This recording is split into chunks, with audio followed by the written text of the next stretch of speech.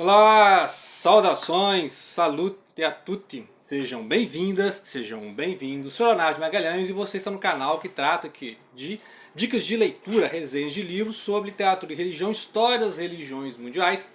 E hoje nós vamos falar sobre a biografia literária de São Lucas, um homem que escreveu o Evangelho de Lucas e Atos dos Apóstolos, tá?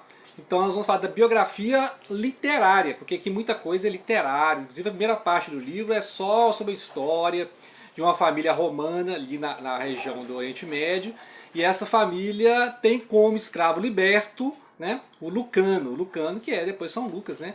Vai ser esse médico grego que vai trabalhar com Paulo e vai recolher as informações para escrever o Evangelho de São Lucas. Tá? Então, o médico de homens e almas é da mesma autora daquele livro lá sobre o apóstolo São Paulo, tá? Que também é muito literário, porque a gente conhece pouco sobre a vida e obra, sobre a vida, né? A obra a gente conhece, mas sobre a vida mesmo, biografia do São Paulo, né? Assim como a gente conhece pouco da vida de São Lucas, né? Então a gente conhece a obra, porque ele deixou escrito, né? O importantíssimo Evangelho e Atos dos Apóstolos, que é o início da pregação da palavra, né? O início do cristianismo, né? Então, na primeira parte ela vai mostrar o quê? O que ela adora fazer, que é esse romance histórico, ela vai mostrar como é que era a relação de Roma com os escravos, os gregos, os judeus, né? Toda essa questão ali do Egito, inclusive o Egito é uma potência intelectual, lembrar da Biblioteca de Alexandria, e o sonho de Lucas é estudar medicina ali na região do Egito, né? Ou seja, Alexandria era parte do grande império intelectual, a grande biblioteca de Alexandria que existia nessa época, vai ser consumida pelas chamas, várias ocasiões em que a biblioteca de Alexandria foi destruída pelas chamas, tá? Então essa obra, assim, essa biografia, no sentido de que é tentativas de reconstruir, né, essas várias camadas da tradição sobre São Lucas. Então ele foi um médico, ele andou com São Paulo, quando ele se converteu, de qual família ele era, né, de qual época do Império, Imperador Tibério, né, inclusive já tem um canal aí sobre a biografia literária do Tibério. Vou mostrar um outro livro hoje do mesmo autor, do Tibério, da vida do César, né, do César Augusto, do Calígula, do Nero, né, essa ideia do Império Romano. E vai mostrar a mesma coisa aqui, né, como é que Roma se mantinha pela escravidão e pela opressão. Né. Então Roma escravizava geral e cobrava impostos. Né. Então aqui é a família de um tribuno, de um responsável, de uma autoridade. E nessa família que Lucas tem a oportunidade de estudar, porque ele é um grego, mas aqui é um grego filho de um escravo liberto, e aí ele tem a oportunidade de fazer medicina. Tá? Então nesse sentido, por isso que ela cria toda essa primeira parte imensa, bem dramática, muito dramático, né?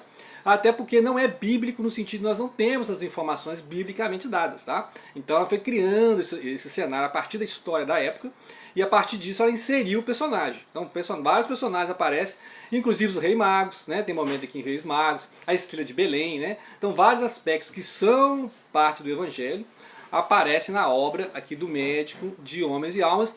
E a questão de como é que na cultura politeísta, romana, grega, São Lucas conseguiu ter acesso ao monoteísmo, né? Conhecer judeus, estudar com judeus, né? Conhecer essa cultura ali.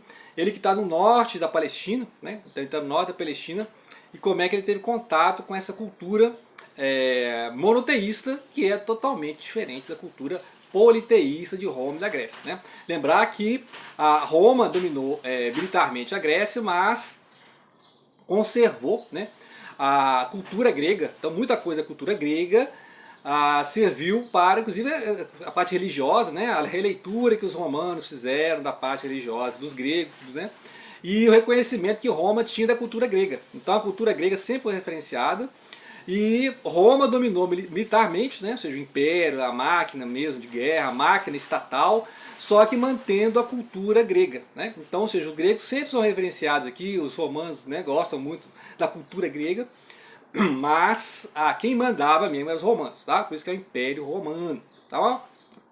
Vou dar mais umas dicas aqui, né? Aqui, ó, a história do rei Davi, né? O mesmo autor lá do Tibério, do Calígula, do Nero, etc. Né? E aqui o rei Davi vai aparecer uma epopeia grega, tá? Vai aparecer assim, o rei Davi, ou então o rei Arthur, né? Vai aparecer o rei Davi como um rei Arthur, vai aparecer aqui o Samuel tipo um Merlin, né? O mago Merlin. Então tem essas coisas assim meio, né? Eu achei muito coisa grega, tá? Então não parece muito uma história judaica, parece uma história grega, né? Cheia de subterfúgios ali, subenredos. as intrigas palaciais, sempre tem, né? E como ele é o mesmo autor das obras sobre os imperadores romanos, eu vi que ele trata o rei Davi como se fosse um imperador romano, né? Cheio das intrigas ali. Aquela pessoa que o rei Davi mais confiava é um dos maiores traidores, né? Então é interessante que muita gente conhece mais, ainda mais no meio, né, cristão, conhece mais sobre o rei Davi do que a vida dos apóstolos, né? Então você vê que muitos canais de cristianismo falam mais do Antigo Testamento que do Novo, né? E aí, mas o rei Davi é um dos melhores personagens do Antigo Testamento, o Samuel também, estão fazendo a série do rei Davi também. E o rei Davi é um poeta, né? Um poeta que tocava ali a harpa, acalmava o Saul, né? A imagem do Saul aqui não é muito positiva, tá? Assim como a imagem de Salomão, né? O Suleiman aqui, o Shlomo, né? Solomon, tem vários nomes, né? O Salomão, o rei Salomão, que, né, aparece muito como grande rei, mas aqui quem está escrevendo a história não, né? Aliás, é o rei Davi falando, né? Só que quem transcreveu a história é um sacerdote. Assim como acontece lá no Samuel, Reis, Crônicas, né? Os sacerdotes que escreveram essas obras, né? Que a gente conhece hoje como Reis, Samuel, Reis e Crônicas, né? Que para nós é primeiro e segundo Samuel, primeiro e segundo Reis, primeira e segunda Crônicas, tá? E Crônicas dá muita ênfase no Davi, tá? Crônica dá muita ênfase ao Davi e elogia mais o Davi que os outros. E o Saul pouco aparece, tá?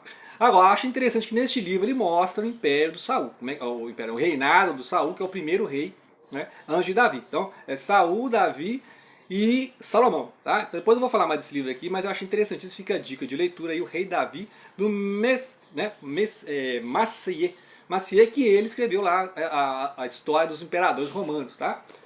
Uma outra dica que, vamos lá para a Idade Média, final da Idade Média, aí, século XVI, a época da Inquisição, né, o último judeu, já falei, né, desse livro aqui em um momento, é a época que o último judeu seria o último representante, né, dos judeus ali na Península Ibérica, depois da reconquista dos reis católicos, né, eles expulsam ali, os islâmicos expulsam os judeus, e aí esse é o último judeu. Ele vai contar como é que a Inquisição obrigava os judeus a se converterem. Então, ele tem um olhar muito interessante sobre a Inquisição. Tá? Assim, ó, dá para você reconhecer algumas coisas históricas, realmente muita coisa histórica dessa época aí, né?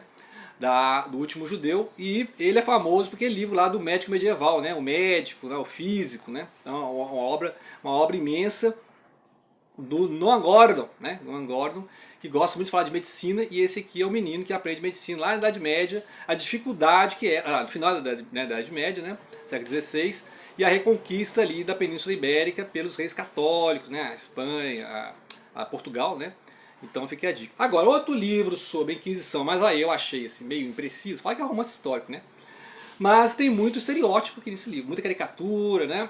Tenta aparecer o nome da Rosa, né? Você vê que tenta fazer uma força assim, aparecer o nome da Rosa no Humberto Eco, que tem a Inquisição, que é a mesma época ali, né?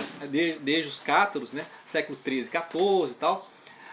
Que as mesmas questões que estão ali no nome da Rosa, tá? O nome da Rosa, Humberto Eco, italiano, sensacional, sempre elogio. Mas esse aqui, escrito por um australiano e tal, não sei a religião dela e tal, mas parece aquele olhar do protestante sobre os católicos, tá? Então, algumas coisas que são muito caricatura, tá? Então, não consegui ler com a mesma isenção e parcialidade que eu li o Nome da Rosa. Lembrar que o Nome da Rosa é escrito por um cara que não é cristão, né? Humberto Eco não é cristão e tal. Mas ele é historiador, né? Então ele tem a capacidade de pegar vezes história, conciliar combinar esses elementos, criar bons personagens. Então o Nome da Rosa é um clássico, por mais que seja exagerado algumas coisas ali. Esse livro aqui é exagerado, tá? Então, os personagens são exagerados, as situações são exageradas, né? E é um olhar meio assim de acusação mesmo à Inquisição, ou o Inquisitor é sempre mal, né? O cara mal, o vilão da história. Apesar que o Nome da Rosa tem isso, né? O vilão da história realmente é o Inquisitor. Mas depois, quando eu falar desse livro de forma específica, aí eu vou comentar o que eu achei de positivo e o que eu achei de negativo, tá?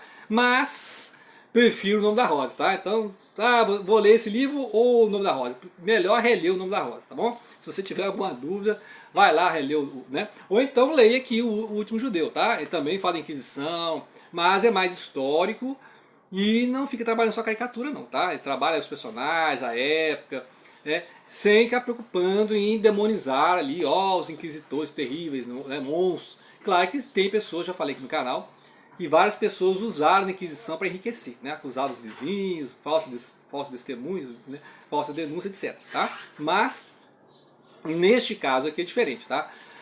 Eu achei muito caricatura e não é aquela precisão histórica que tem o Nome da Rosa, tá? Se você for comparar, tá? Estou comparando aqui, que eu sou fã do Nome da Rosa. Não concordo com todo o livro, mas é um livro bem escrito, é um clássico, né? Desde os anos 80. Tem um filme sensacional, que eu recomendo. Agora, vou comparar com o Nome da Rosa, esse livro você está perdendo, tá? Você vai perder. Por mais que tente. É igual o livro do Dan Brown, né? Você fica comparando Dan Brown com Humberto Eco, né? Então não tem nem como. Por mais que sejam mirabolantes os enredos do Dan Brown, não chegam perto dos enredos do Humberto Eco, né? Então eu fiquei as dicas, tudo romance histórico, né? Um mais histórico que o outro, um menos histórico que o outro. Porque o que é história? Quem escreve a história? Escreve a história aqueles que venceram, né? A história é escrita pelos vencedores, então a gente não conhece realmente o que aconteceu.